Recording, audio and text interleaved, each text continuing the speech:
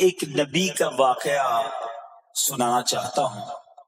یہ واقعہ قرآن مجید میں بہت تفصیل کے ساتھ موجود ہے، اور یہ واقعہ ایسا ہے کہ میں ان نبی علیہ السلام کے عمل کا نام لوں تو نبی علیہ السلام کا نام آپ کے ذہن میں خود ہی آ جائے گا۔ یعنی انہوں نے وہ عمل ایسا کیا کہ اب ان کے نام کے ساتھ وہ عمل ایک خاص ٹیگ بن گیا ہے۔ اور اگر میں اب عمل بتاتا ہوں، نام آپ خود بتائیں گے، اور ان کا عمل تھا کہ ان کے اندر کمال صبر تھا۔ اب یہ صبر کرنے والے نبی کون ہیں؟ صبر ایوب علیہ السلام۔ مشہور ہے دنیا میں کہ ایوب علیہ السلام کا جو صبر ہے وہ ضرب المثل بن گیا، وہ ایگزامپل بن گیا۔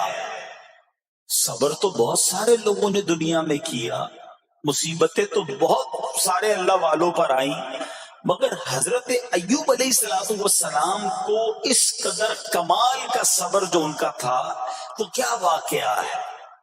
تو آج مشکلیں ہیں، پریشانیاں ہیں، ٹینشن ہیں، لوگ جب پریشان ہوتے ہیں تو صبر کا دامن تھامنے کی بجائے نارملی بے صبری، شکوے اور شکایات کی طرف جاتے ہیں۔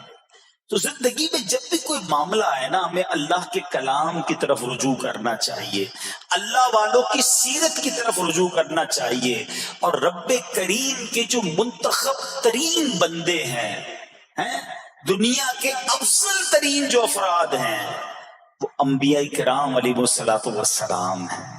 تو ہمیں جب بھی کوئی پرابلم آئے، جب بھی کوئی مسئلہ درپیش ہو، پہلے دیکھیں اللہ والوں نے اس موقع پر کیا کیا تھا، قرآن کیا کہتا ہے، حدیث کیا کہتی ہے، تو پھر زندگی میں چیزیں آسان ہو جاتی ہیں۔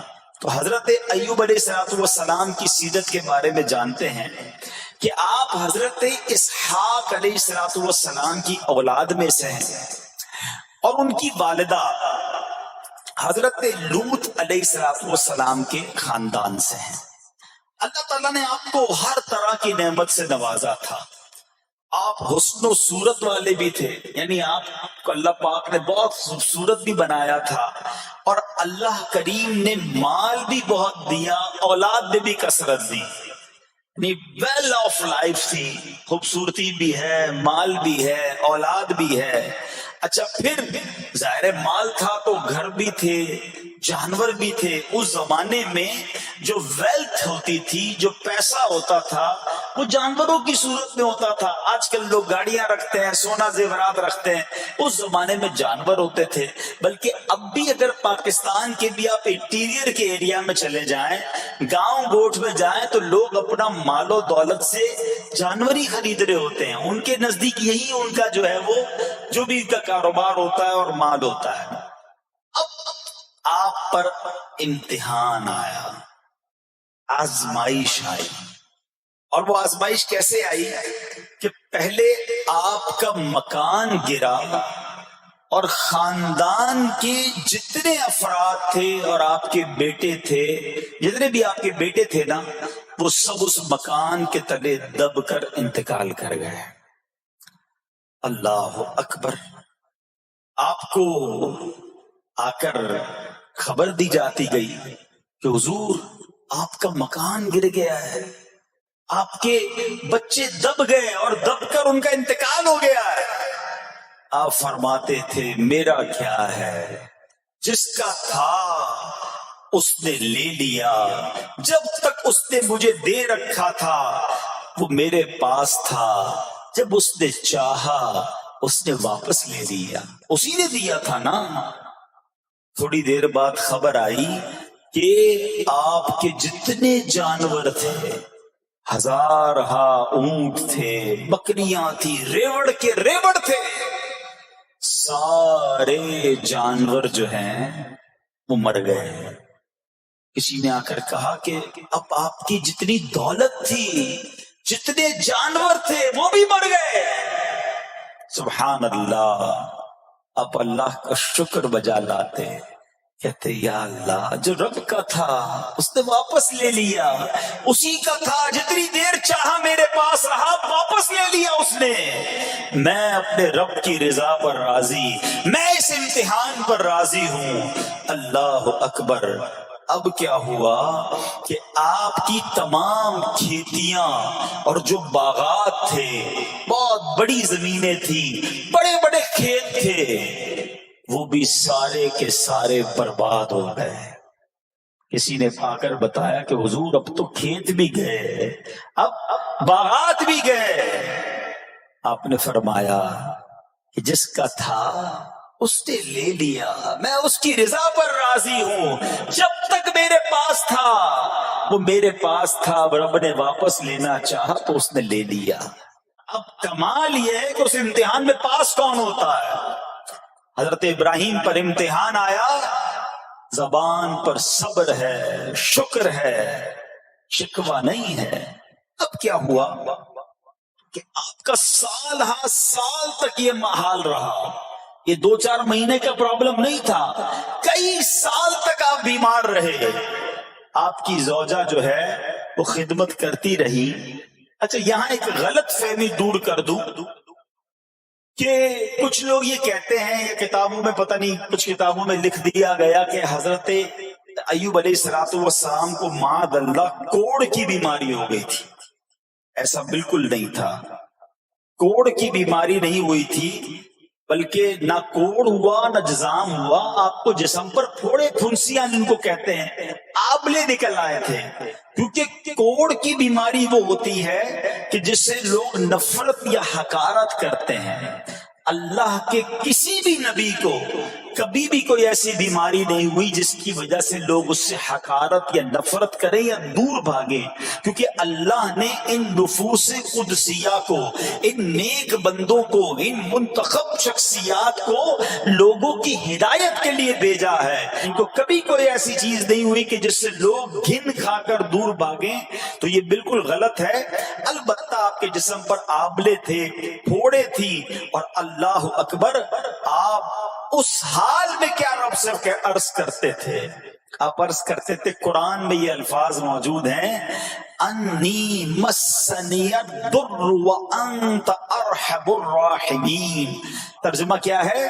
مجھے تکلیف پہنچی اور تو سب مہر والوں سے بڑھ کر مہر والا ہے، رحم کرنے والوں میں سب سے بڑھ کر رحم کرنے والا ہے۔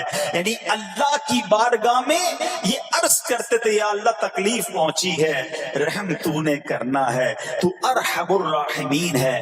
زمانے سے نہیں کہتے تھے۔ یہ ایک اور پرابلم ہے، میں کوئی مسئلہ ہوتا ہے، پرابلم آتی ہے، ہم ساری دنیا سے کہتے ہیں یہ مسئلہ ہو گیا، یہ پرابلم ہو گئی۔ نہیں، ساری دنیا میں سے کوئی آپ کا مسئلہ حل نہیں کر سکتا۔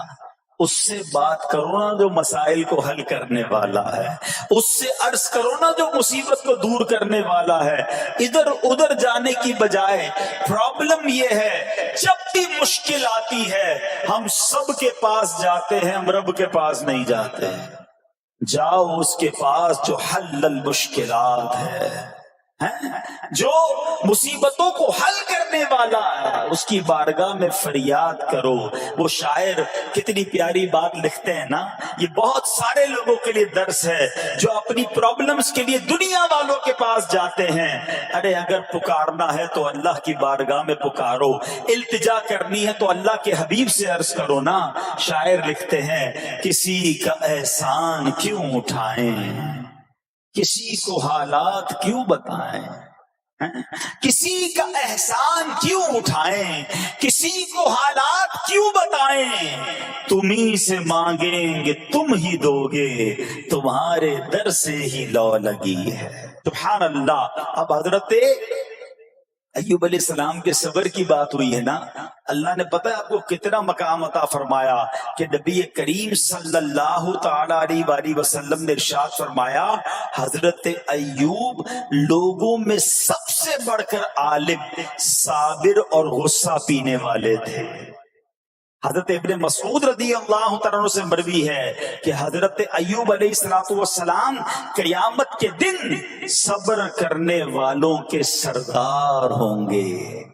ہاں صبر کرنے والوں کے بھی سردار ہوں گے. اچھا بعض اوقات ہوتا کیا ہے، اچانک کوئی پرابلم آ گئی، کہیں آگ لگ گئی، گاڑی میں نقصان ہو گیا، پیسے چوری ہو گئے، موبائل چوری ہو گیا، کوئی چیز میں نقصان ہو گیا، کاروبار میں نقصان ہو گیا، صحت خراب ہوئی.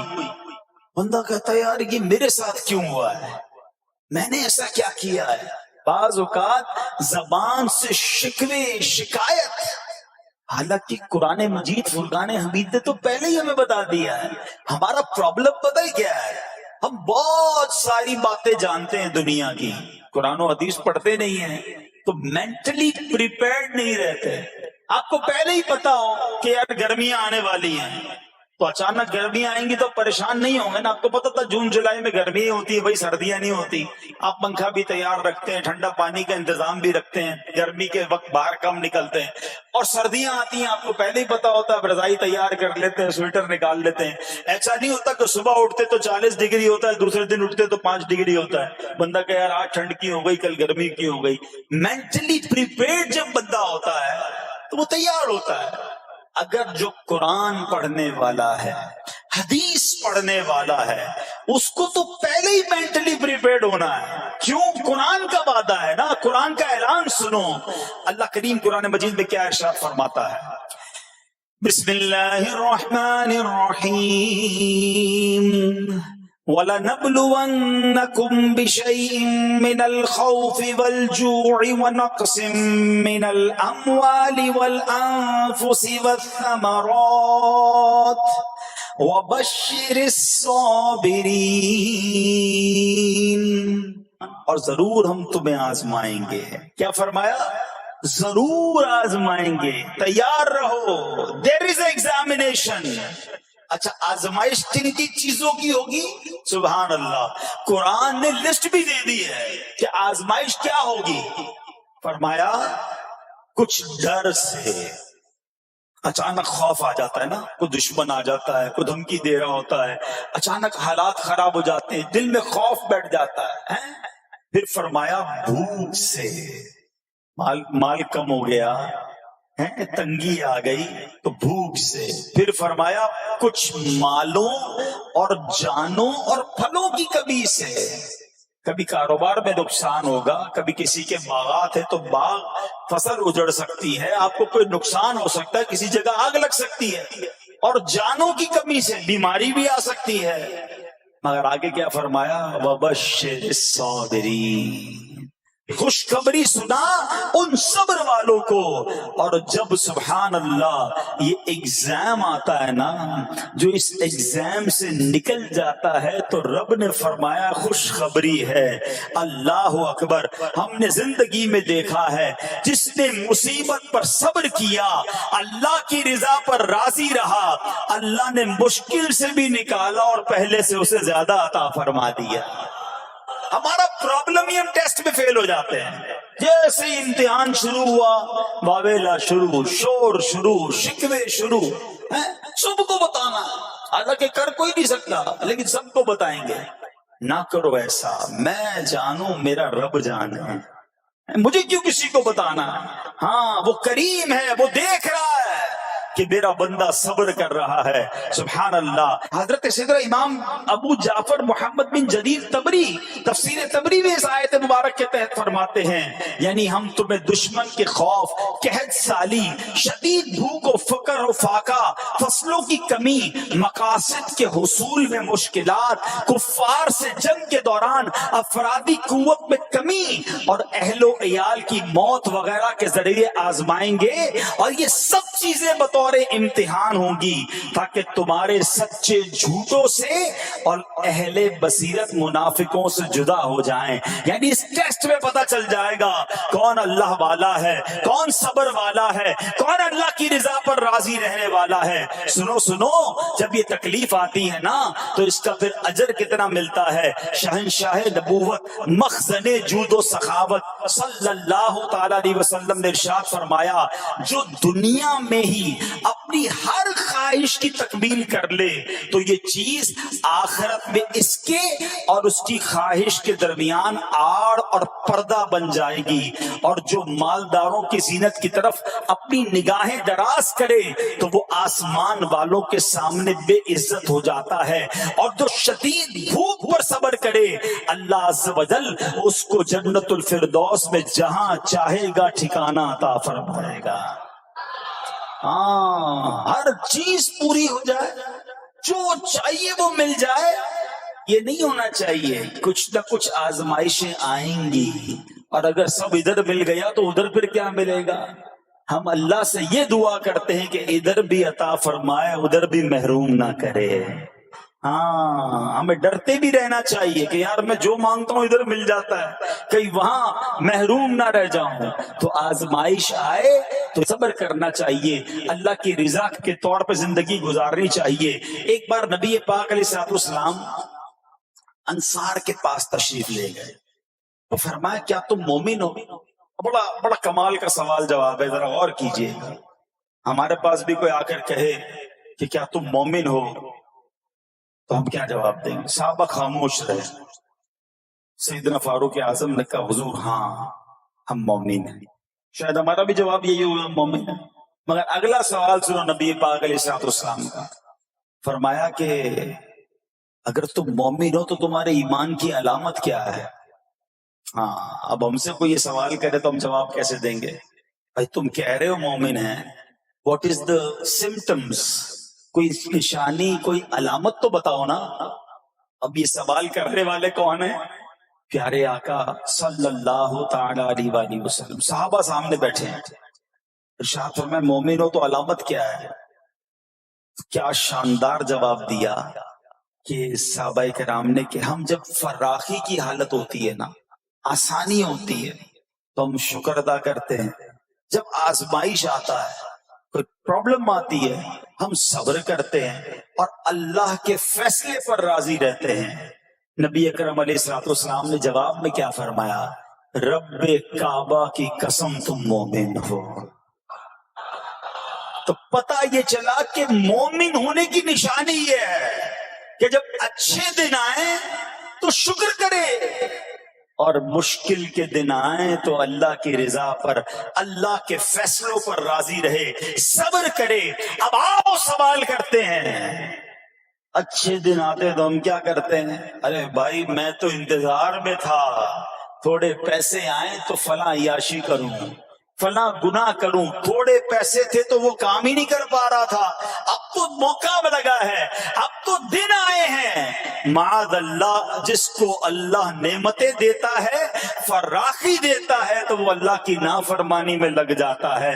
اور جب اس کو کوئی آزمائش بھیجتا ہے تو وہ ناشکری کہہ کر، بلکہ بعض اوقات تو کفریہ کلمات منہ سے نکال کر ایمان سے بھی ہاتھ دھو بیٹھتا ہے. ایسا نہیں ہونا چاہیے. عقل مند وہ ہے، یاد رکھنا کہ رب جتنی عطائیں بڑھائے ہم اتنے سجدے بڑھائیں، ہم اتنے صدقے بڑھائیں. دیکھو نا دنیا میں کیا ہوتا ہے، آپ کو کوئی تحفہ دے آپ کیا کہتے ہیں؟ شکریہ، جزاک اللہ. دوبارہ تحفہ دے آپ کہتے ہیں بہت مہربانی. تیسری بار دے بندہ کہ یار یہ تو مجھ پر کتنا مہربان ہے. اتنی مہربانیاں. ناراض نہیں ہونا چاہیے. جو تمہیں دنیا میں 2-4 تحفے دے دے تم اسے ناراض نہیں کرنا چاہتے. جب سے میں پیدا ہوا جب سے وہ نواز رہا ہے، وہ ناراض نہ ہو جائے اس کا کوئی خیال نہیں. وہ دیے جا رہا ہے. ہم تو دیکھتے ہیں نا، بندہ غریب ہوتا ہے تھوڑے گناہ، جیسے جیسے امیر ہوتا گیا اس کے پر پرزے نکلنا شروع ہو جاتے ہیں. مسجد سے دور، نمازوں سے دور، معاذ اللہ حرام کاموں میں پڑ جاتا ہے. ارے اللہ کے بندے، تجھے رب نواز رہا ہے، تیرے تو سجدے بڑھنے چاہیے تھے. لیکن ہوتا کیا ہے، وہ عطائیں بڑھاتا ہے، لوگ خطائیں بڑھاتے ہیں. نہ کرو ایسا. جب فراخی ہو، جب اللہ کی طرف سے آسانی ہو تو شکر ہو، اور جب آزمائش آئے تو صبر ہو. یہی مومن کی نشانی ہے. اور اللہ سے دعا کرتے ہیں کہ اللہ کریم ہمیں اپنے شکر گزار اور صبر کرنے والے بندوں میں شامل فرما لے. ہاں یہ بڑی کمال کی بات ہے. ہم کیا کرتے ہیں، سارے جہان کو بتاتے ہیں. اچھا پھر آخر میں لوگ کہتے بھی ہیں، جب پورے محلے کو بتا دیا نا، پھر اس کے بعد کہتے ہیں بس کیا کریں بھائی، صبر ہی کر رہے ہیں. اب آپ صبر نہیں کر رہے حضرت. ہاں آپ کا صبر چلا گیا، آپ نے ساری دنیا کو تو بتا دیا. صبر یہ ہے کہ صبر پہلے صدمے پر ہوتا ہے. جیسے آپ کو کوئی صدمہ لگا نا، اب آپ جانے رب جانے، نہ بتائیں کسی کو، ٹھیک ہے وہ الگ بات ہے. آپ کسی کو دعا کے لیے کہہ دیں، لیکن بڑا نقصان ہو گیا، بڑی مشکل ہو گئی، بڑی پریشانی ہو گئی، اس سے حل تو کوئی نہیں ہونا. اچھا ہمارا ماجرا ایک اور بھی بڑا عجیب ہے. مشکل ہو جائے تو سب کو بتاتے ہیں، آسانی ہو جائے تو پھر کسی کو نہیں بتاتے. 5,000 کا نقصان سارے محلے کو پتا ہے، 50,000 کا فائدہ ہوا پھر کسی کو بتایا آپ نے؟ نہیں یار بتاؤں گا تو نظر لگ جائے گی. گھر والوں کو تو بالکل بھی نہیں بتاؤں گا، خرچہ بڑھا دیں گے. گھر والوں کو ساری ٹینشن کی خبریں جا کے دے رہے ہوتے ہیں، مارکیٹ میں بڑا نقصان ہو گیا، آج بڑا مندہ ہے، ارے بھائی کاروبار بالکل نہیں ہے، تاکہ گھر والوں کا خرچہ روک سکے. اور جیسے ہی کاروبار اچھا ہو گیا، گھر جاتے پھر بھی وہی والا منہ بنا لیتے ہیں، تاکہ ان کو پتا نہ چلے میں بڑے پیسے کمانے لگا ہوں. یہ نہ کیا کریں. ہاں ٹینشن آپ کسی کو بتا کر اپنا صرف ثواب ضائع کرتے ہیں، باقی کچھ نہیں ہوتا. کرنا رب نے ہے. اور یہ اگر آزمائش میرے درجے بلند کرنے آئی ہے، اگر یہ آزمائش مجھے اللہ کے قریب کرنے آئی ہے، تو پھر تو اس کا استقبال ہونا چاہیے نا.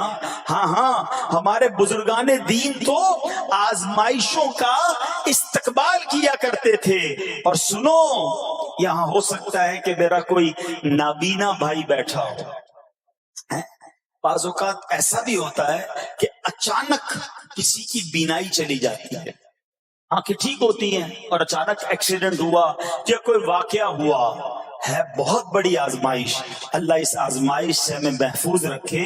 مگر دیکھو میرے رب کی شان دیکھو، جب بھی کوئی تکلیف آتی ہے نا، بندہ صبر کرے، اس تکلیف کا اجر تیار ہے، اس کا کمال سے اس کی رحمت تیار ہے، رحمت کی برسات تیار ہے. سنو اللہ فرماتا ہے کہ اے جبرائیل، جب میں اپنی کسی بندے کی بینائی لے لوں تو اس کا اجر یہ ہے کہ میں اسے اپنے دیدار سے مشرف فرماؤں گا. ہاں آنکھیں گئی ہیں مگر اللہ فرماتا ہے میں اپنا دیدار کرواؤں گا. بس صرف صبر کرنا ہے.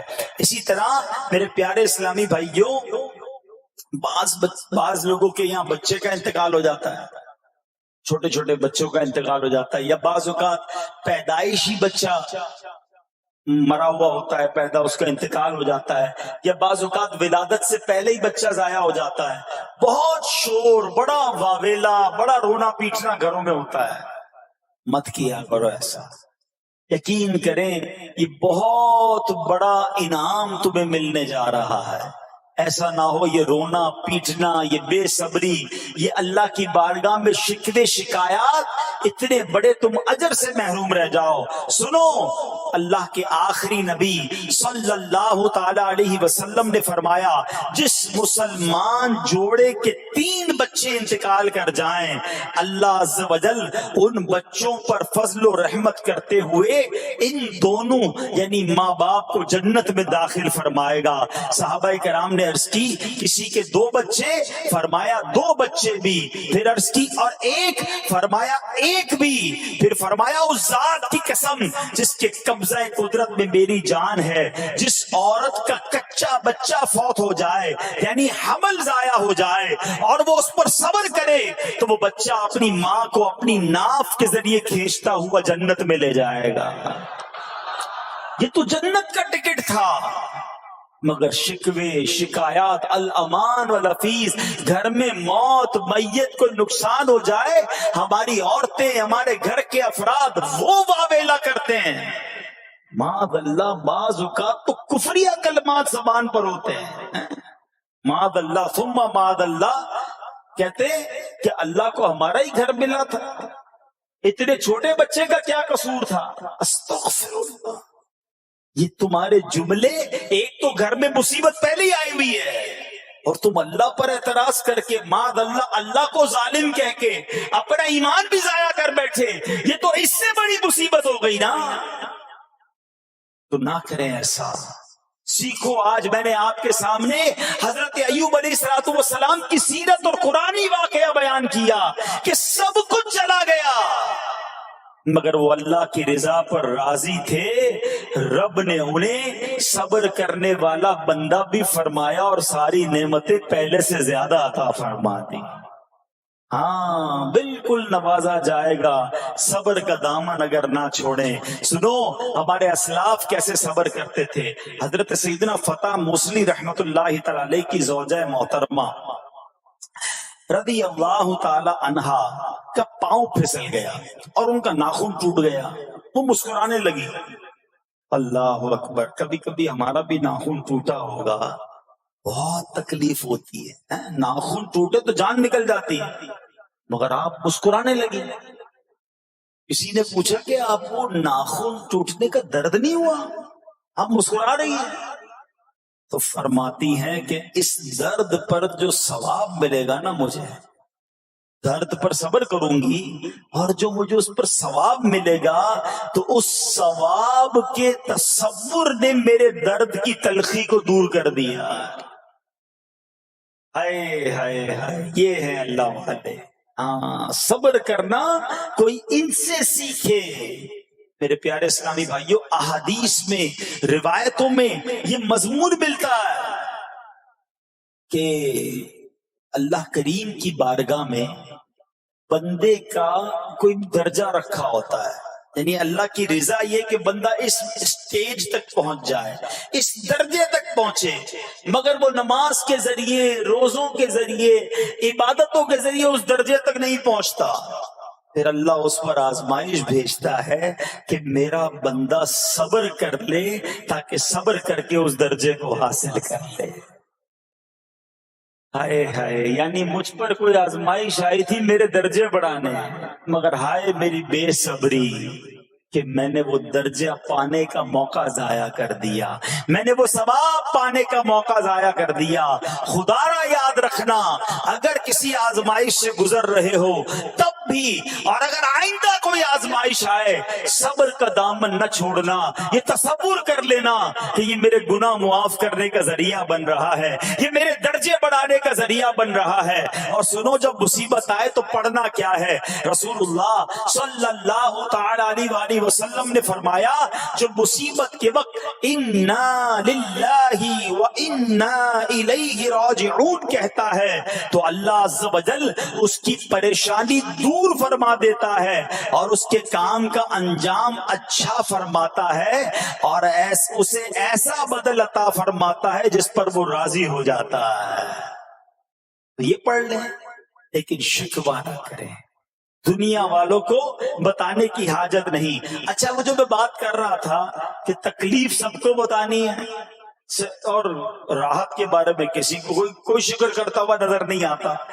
ایک بار ایک شخص کے سر پر جو ہے نا وہ تکلیف ہوئی نا، سر میں درد ہو گیا، اس نے پٹی باندھی اور گھومنے لگا۔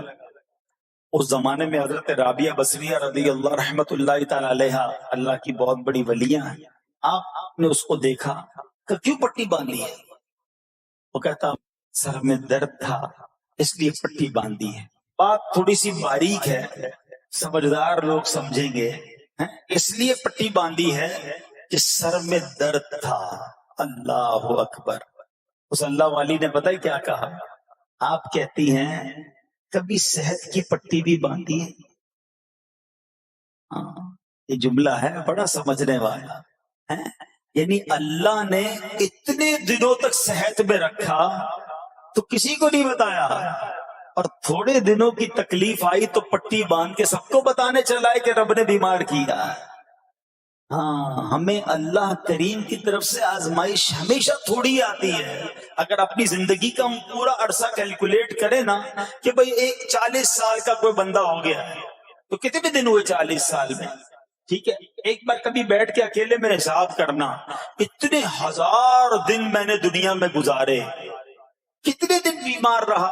تو شاید چند دن، 100 دن، 50 دن، 200 دن بنیں گے۔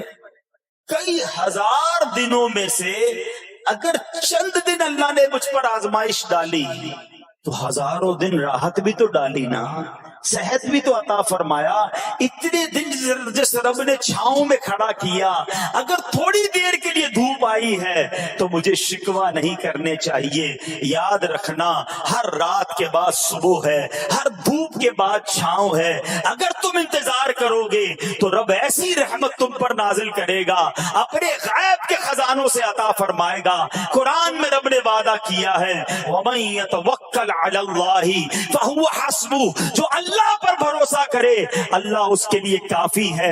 مگر ہمارا پرابلم یہ ہے کہ جب مشکل آتی ہے ہم یہ ساری باتیں بھول کر بس شکوہ، شکایات اور پریشانی میں چلے جاتے ہیں۔ ارے آپ اس مصیبت کو اللہ کی طرف سے نعمت سمجھ لو، اللہ کی طرف سے یہ سمجھ لو کہ میرے گناہ معاف کروانے، میرے درجات بلند کرنے کے لیے آیا ہے۔ اچھا، اب ایک اور بات، بعض اوقات شیطان ہے نا، وہ کسی کے دماغ میں وسوسہ ڈالتا ہے کہ یار جب میں نمازیں نہیں پڑھتا تھا نا تب تو اتنا پریشان نہیں رہتا تھا، جب سے نمازیں شروع کی، دعوت اسلامی کے اجتماع میں آنے لگا، مدنی قافلوں میں سفر شروع کر دیا، اب تو میں نے کچھ ذمہ داری بھی لینا شروع کر دی ہے۔